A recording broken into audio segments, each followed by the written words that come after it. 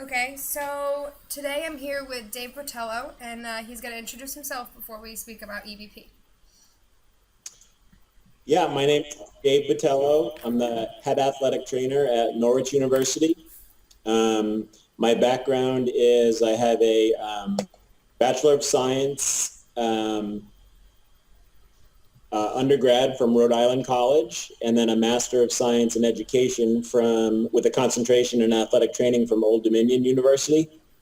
I have been practicing as an athletic trainer for 24 years. So for 4 years after grad school, I was the head athletic trainer at Hampton University in Hampton, Virginia.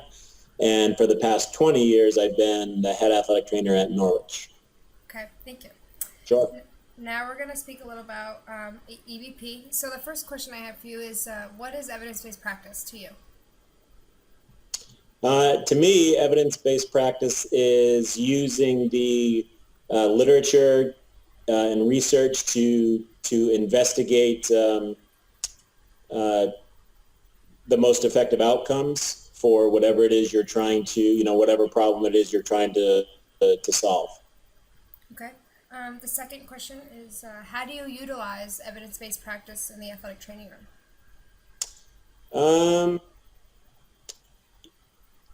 that's a hard one because a lot of the athletic trainers that I know that have been practicing for a long time, I think have been less quick to, just switch over to evidence-based practice. I think there's a lot to be said for using the literature, but I also think that um, every patient is different, and I don't think that you can discount years of practice and what has worked for you over the years. The other thing is that you might not find in the research is that some people may respond to a certain course of treatment, and it may not be because of that treatment at all. It may just be psychological, or it may be sort of a placebo effect. So that's kind of um, something that I see. But as far as we will go to the research. The one thing that I can really say that we have used is a couple of years ago we changed the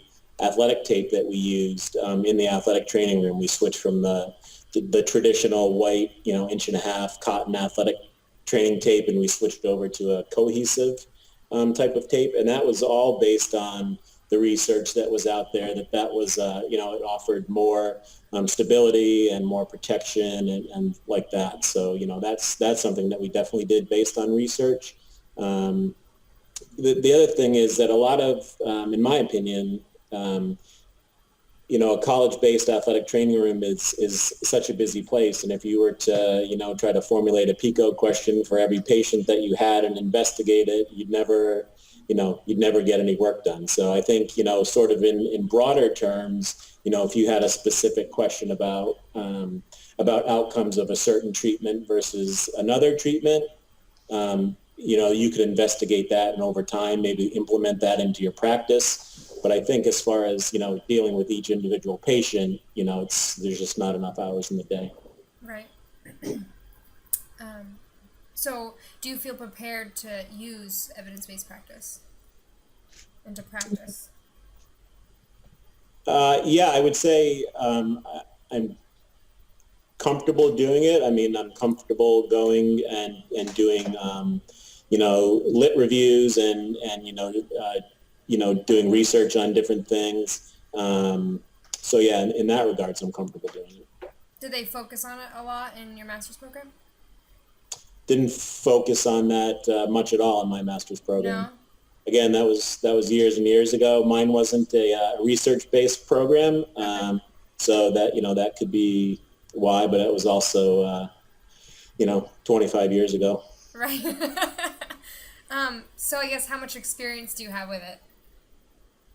With evidence-based practice, not a lot. Yeah.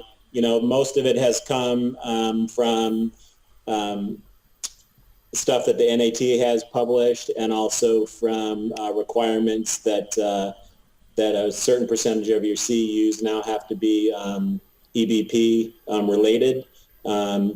So that's primarily, and then also dealing with the ATEP program at Norwich, and a lot of EBP stuff that they do.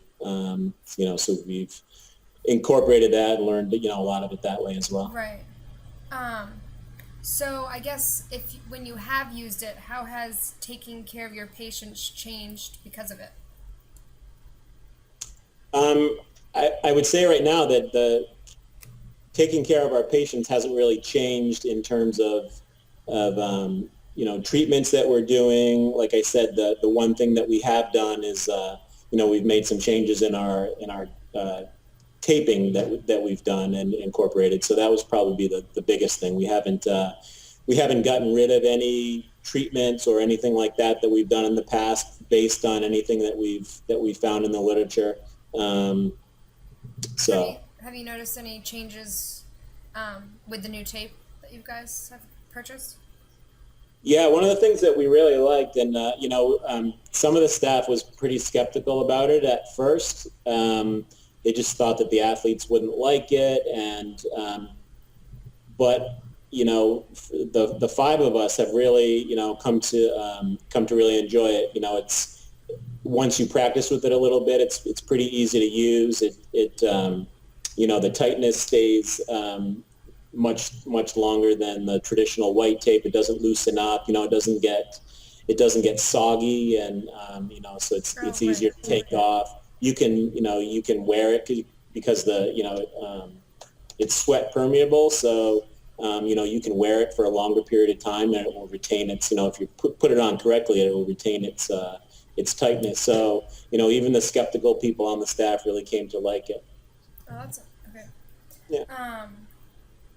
And my last question is, who do you think benefits most when adopting EBP into practice?